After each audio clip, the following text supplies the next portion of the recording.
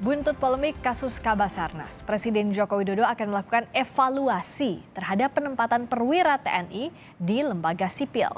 Jokowi menyatakan evaluasi dilakukan untuk mencegah praktik korupsi di lembaga-lembaga strategis. Presiden Joko Widodo menanggapi polemik penetapan status tersangka pada Kepala Basarnas Marsdia Henry Alfiandi oleh KPK. Presiden menyebut polemik penetapan Kepala Basarnas sebagai tersangka adalah masalah koordinasi. Jokowi menyebut masalah itu tidak akan muncul jika ada koordinasi yang baik antara KPK dan TNI. Imbas kasus suap Basarnas, Presiden Joko Widodo berjanji akan mengevaluasi penempatan perwira TNI di lembaga sipil. Jokowi menyebut langkah ini agar tidak ada lagi praktek penyelewengan dan korupsi di lembaga strategis. Itu masalah, menurut saya masalah koordinasi ya. Masalah koordinasi yang harus dilakukan. Semua instansi sesuai dengan kewenangan masing-masing. Menurut aturan, udah. Kalau itu dilakukan, rampung. Semuanya akan dievaluasi. Tidak hanya masalah itu, semuanya. Karena kita tidak mau lagi di tempat-tempat yang sangat penting terjadi penyelewengan, terjadi korupsi.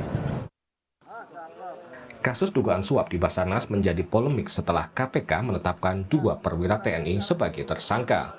Kepala Basarnas Marsdia Henry Alfiandi dan Koordinator Administrasi Kabasarnas Letkol Afri Budi Cahyadi ditetapkan sebagai tersangka kasus dugaan suap pengadaan proyek di Basarnas senilai 88,3 miliar rupiah.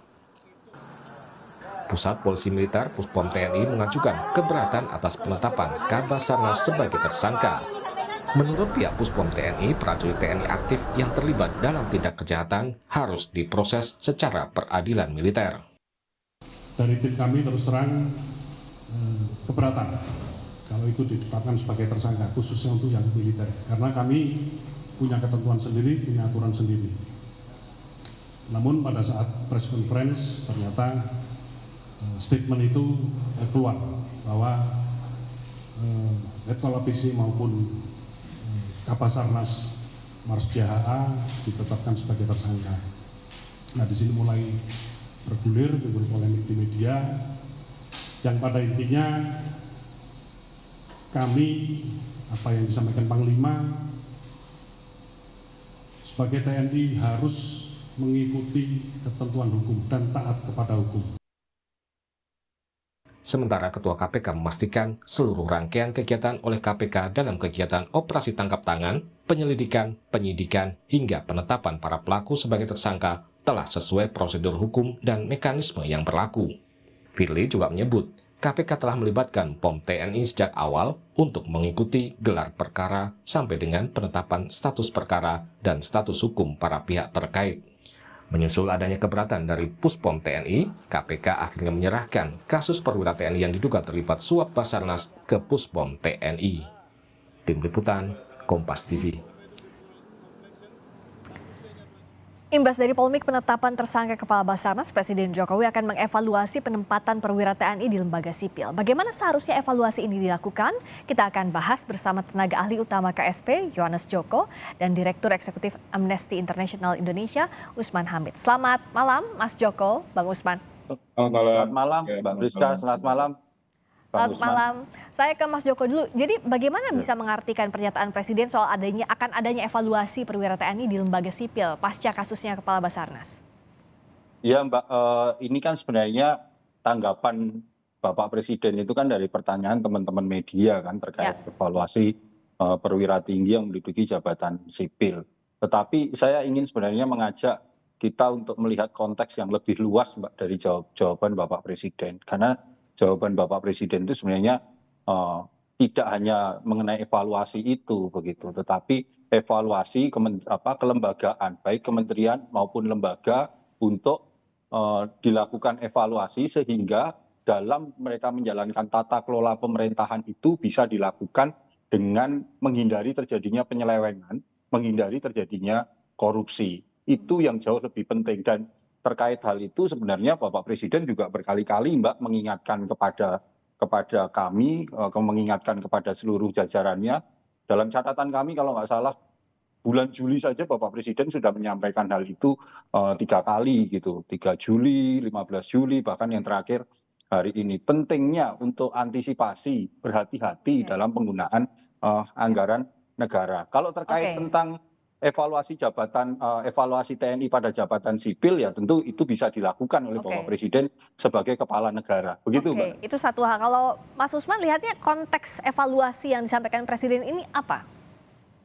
Ya, mungkin hanya sebatas perlunya koordinasi gitu. Padahal sebenarnya kalau kita lihat dari perjalanan Undang-Undang TNI, karena ini menyangkut TNI, sebenarnya sudah waktunya ada evaluasi terhadap Undang-Undang TNI.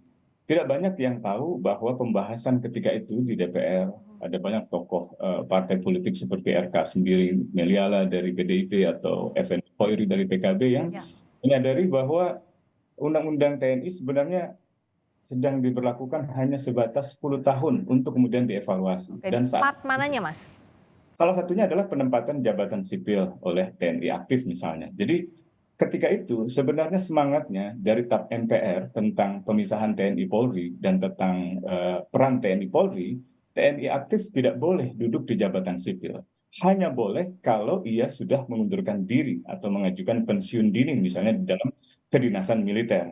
Nah, tetapi karena undang-undang itu masih bersifat transisi dari pemerintahan di mana banyak sekali jabatan sipil diduduki oleh militer menuju pemerintahan demokratis yang katakanlah tidak ada lagi jabatan sipil yang diduduki militer, tidak bisa 100% begitu saja, masih dibolehkan di beberapa badan, misalnya di Kemenko Polhukam dan seterusnya. Nah, sekarang mestinya ada evaluasi bagaimana pelaksanaan sejauh ini. Dan kalau kita lihat perkembangannya sebenarnya banyak dampak negatifnya daripada positifnya. Apa itu dampak negatif dibanding positif? Misalnya pembinaan karir di dalam kementerian menjadi terganggu. Pembinaan karir di dalam kelembagaan-kelembagaan sipil jadi terganggu. Dan ketika ada masalah hukum seperti ini menimbulkan masalah hukum yang luar biasa. Ini yang dilakukan oleh KPK ketika datang ke Puspom TNI meminta maaf atau yang dilakukan oleh Puspom TNI datang ke KPK itu menabrak azas-azas hukum. Azas hukum yang pertama adalah azas hukum yang lebih tinggi itu mengesampingkan hukum yang lebih rendah. Jadi dalam hukum yang lebih tinggi, setiap warga negara, segala warga negara, ya termasuk TNI dalam Sabta Marganya itu mengakui kami warga negara, itu bersamaan kedudukannya di hadapan hukum. Gitu. Jadi tidak boleh ada keistimewaan, tidak boleh ada perlakuan istimewa atau diskriminatif terhadap seseorang hanya karena ia menyandang anggota TNI. Semua harus tunduk pada hukum. Azas yang kedua adalah azas hukum yang baru mengesampingkan hukum yang lama. Jadi kalau TNI berpatokan misalnya pada Undang-Undang tahun 1997 tentang peradilan militer, itu undang-undang yang sudah lama sekali, sudah tertinggal oleh zaman. Tahun 2004 atau ini merupakan kelanjutan dari TAP MPR tahun 2000, sudah dinyatakan bahwa TNI tidak lagi misalnya boleh menduduki jabatan sipil dan ketika melakukan pelanggaran hukum maka ia tunduk pada jurisdiksi peradilan umum, terutama kalau ia melakukan tindak pidana umum, dan tunduk hanya pada peradilan militer kalau ia melakukan pelanggaran hukum pidana militer. Dalam kasus yang sekarang sebenarnya bukan tindak pidana umum dan juga bukan tindak pidana militer, karena tugas militer tidak ada urusannya dengan korupsi, bukan kepentingan militer. Yang terjadi sekarang adalah tindak pidana khusus. Karena tindak pidana khusus, maka warga sipil, warga berstatus polisi atau berstatus TNI sama-sama harus tunduk pada undang-undang yang khusus, pada penanganan hukum yang khusus, yaitu melalui KPK. Wewenang penyelidikan, wewenang penyidikan, wewenang penuntutan dalam kasus tindak pidana khusus korupsi ada pada KPK. Peradilannya bukan peradilan militer, bukan peradilan umum, tetapi peradilan khusus, yaitu peradilan tindak pidana khusus. Peradilan tindak pidana korupsi. Azas yang ketiga, Friska, yang dilanggar adalah hukum yang khusus mengesampingkan hukum yang lebih umum. Jadi kalau misalnya ada argumen bahwa karena ini adalah subjeknya anggota TNI, maka ia harus dibawa ke pengadilan misalnya militer. Argumen itu nggak cukup. Ada hukum yang khusus, yang bersifat khusus mengatur tindak pidana korupsi dan memberi wewenang kepada KPK, bukan kepada Puspom TNI, bukan juga kepada Polri gitu. Karena itulah dalam beberapa pengalaman sebelumnya anggota Polri ada yang diajukan ke pengadilan tipikor. Anggota juga saya kira ada dalam kasus pengadaan helikopter. Jadi ada banyak azas yang dilanggar dan karena itu tidak cukup Presiden, tidak memuaskan menurut saya pernyataan Presiden. Oh, sebatas koordinasi saja gitu ya Mas Usman ya? Lembaga tinggi negara seperti sekarang ini. Oke, Mas Joko, apakah evaluasi tadi harus dari undang-undangnya dulu, regulasinya juga undang-undang TNI di sana kan ada banyak layer masalah kalau tadi yang disampaikan oleh Mas Usman? Ya kalau dari perspektif hukumnya ya itu ranahnya ranah teman-teman untuk membahas ke situ ya Mbak ya. Tetapi saya ingin bicara dalam konteks memahami statement Bapak Presiden begitu Mbak. Karena kalau dari statement Bapak Presiden sebenarnya kalau kita melihat dan menjalankan masing-masing sebenarnya sudah ada regulasinya masing-masing gitu. Di mana TNI misalnya ada regulasi Undang-Undang Nomor 34 Tahun 2004 terkait jabatan-jabatan TNI pada jabatan sipil. Kemudian KPK sendiri juga ada undang-undangnya Nomor 30 Tahun 2002 tentang KPK. Artinya sebenarnya regulasi dan undang-undangnya sudah ada. Hanya tinggal bagaimana kalau dalam perspektif Bapak Presiden adalah koordinasi di antara kementerian atau kelembagaan ini sehingga tidak terjadi komunikasi yang buntu dalam melakukan penegakan hukum. Itu yang menjadi penekanan dari Bapak Presiden. Karena kalau kita lihat Mbak, apapun bentuknya, yang namanya korupsi, yang namanya penyelewengan itu adalah musuh kita bersama. Dan Bapak Presiden juga berkali-kali Mbak, seperti yang saya sampaikan tadi, itu selalu mengingatkan kepada kementerian, kepada lembaga dan bawahannya bahwa kementerian dan lembaga itu mengelola anggaran yang sangat besar sekali. Misalnya pengelolaan untuk pembelian anggaran-anggaran baik di pertahanan, Polri, BIN itu hampir sekian puluh triliun. Belum lagi anggaran-anggaran di kementerian-kementerian lain dalam pembangunan infrastruktur. Nah, pada titik inilah sebenarnya penekanan Bapak Presiden untuk mengingatkan kepada para pembantunya untuk betul-betul melakukan akuntabilitas dan betul-betul melakukan transparansi dalam pengelolaan anggaran negara ini. Karena dengan transparansi dan akuntabilitas yang bisa dilakukan dalam melakukan pengelolaan anggaran ini, itu tentu akan sekali lagi ujungnya kembali kepada masyarakat yang bisa merasakan manfaat dan dampaknya. Demikian, Mbak. Kalau konteksnya penegakan hukum, Mas Usman, dengan tadi terakhir pernyataan dari Wakil Ketua KPK, Pak Alex Marwata di konferensi pers bilang yang berikutnya akan ada penyidik gabungan antara KPK dengan Puspom TNI. Apakah ini sudah menuntaskan masalah atau tidak menyentuh hal yang lebih prinsipil, Mas Usman? Ya, penyidikan gabungan sebenarnya dikenal di dalam hukum acara pidana yang disebut sebagai koneksitas. Nah, tetapi koneksitas dalam hukum acara pidana itu menyangkut tindak pidana umum. Kalau ada polemik antara otoritas peradilan militer dengan otoritas peradilan umum, maka dibentuklah peradilan koneksitas. Kalau ada konflik untuk menentukan mana jurisdiksi peradilan yang akan jadi tempat untuk mengadili, maka harus ada keputusan Menhan, harus ada keputusan Menkumham, lalu harus ada penelitian bersama dituangkan dalam berita acara, bukan dalam konferensi pers. Lalu juga harus diukur apakah titik kerugiannya itu jelas di dalam pasal 89, 90, 91, 92, 93 di dalam hukum acara pidana. Jadi harus ada pengukuran terhadap titik kerugiannya ada di mana titik beratnya. Apakah titik berat kerugiannya ada di kepentingan militer? Misalnya korupsi itu terjadi dalam operasi militer, terjadi di tangki militer, terjadi di lembaga militer, di organisasi militer. Itu jelas kepentingan yang paling dirugikan adalah kepentingan militer. Karena itu wajar kalau dibawa ke peradilan militer. Tetapi kalau titik berat kerugiannya ada pada kepentingan umum, misalnya dana publik, dana masyarakat, dana negara, maka jurisdiksinya jelas harus dibawa ke peradilan umum. Lagi-lagi ini adalah proses penyelesaian gabungan kalau itu menyangkut tindak pidana umum gitu, bukan tindak pidana khusus. Kalau tindak pidana khusus sudah jelas aturannya dalam Undang-Undang KPK atau dalam Undang-Undang Tindak Pidana Pemberantasan Korupsi. Satu hal lagi yang saya kira perlu diluruskan, Mbak Friska, yaitu adalah soal tangkap tangan.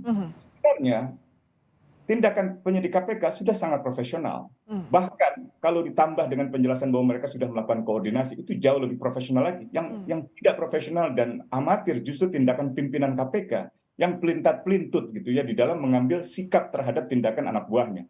Dalam konteks tangkap tangan, sebenarnya siapapun boleh melakukan penangkapan terhadap seseorang.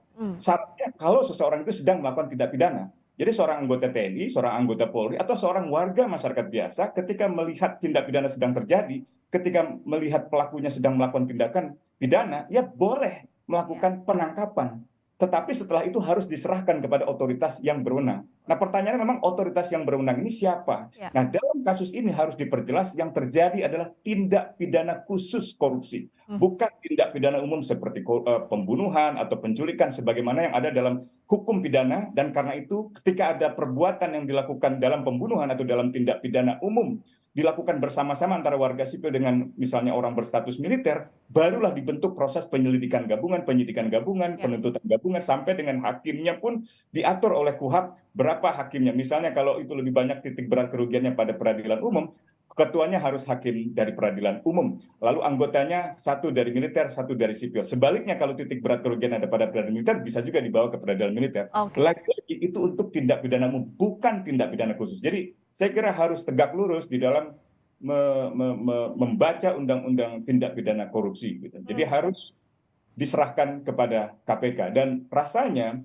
Presiden perlu diajak untuk mengevaluasi lebih jauh dari pernyataannya itu, untuk misalnya mengevaluasi penempatan TNI aktif berpangkat perwira tinggi misalnya di dalam jabatan secara permanen, jabatan sipil secara permanen. Pada dasarnya militer itu sebenarnya melakukan operasi yang sifatnya ad hoc, yang sifatnya sementara, kontekstual. Jadi kalau ada penanganan, katakanlah pencarian dan pertolongan atau search mission, SAR mission, maka itu hanya bisa melibatkan TNI untuk waktu yang sangat terbatas, untuk menentukan keadaan, stability operation, atau untuk melakukan pemulihan pasca disaster gitu, bukan dengan mempermanenkan di dalam jabatan sipil. Kalau mau dipermanenkan harus mengundurkan diri dan harus tunduk pada hukum sipil. Jangan karena jabatannya mau, jabatan sipilnya, tapi ketika melakukan pelanggaran hukum dalam hukum sipil tidak mau tunduk pada hukum sipil. Ini yang saya kira inkonsistensi kebijakan. Kalau Mas Joko, mungkinkah dilakukan evaluasi lebih luas lagi? Singkat saja. Ya pasti mungkin, Mbak, karena bagaimanapun juga kan Presiden juga sebagai kepala negara, dan ketika kita bicara tentang hubungan antar lembaga-lembaga negara, disitulah peran Bapak Presiden untuk melakukan evaluasi. Tetapi ya sekali lagi, bukan hanya sekedar evaluasi tentang posisi TNI dalam jabatan sipil, Mbak, tetapi ini akan dilakukan evaluasi terhadap seluruh lembaga-lembaga strategis agar tidak terjadi penyelewengan, agar tidak terjadi korupsi, sehingga penyelenggaraan tata kelola pemerintahan itu dapat benar-benar dilakukan secara akuntabel. Semuanya dapat dilakukan dengan penuh transparansi. Ini yang menjadi fokus, Mbak, sebenarnya dari apa yang disampaikan Bapak Presiden dan dari beberapa arahan-arahan Bapak Presiden dalam berbagai kesempatan. Karena mengelola keuangan negara yang begitu besar hari ini, kalau tidak dilakukan dengan akuntabel dan transparan, tentu akan berbahaya. Dan disinilah sebenarnya kekuatan dari teman-teman masyarakat sipil dan juga teman-teman jaringan-jaringan masyarakat lainnya untuk bersama-sama kita melakukan monitoring dan kontrol terhadap hal tersebut. Demikian, Mbak.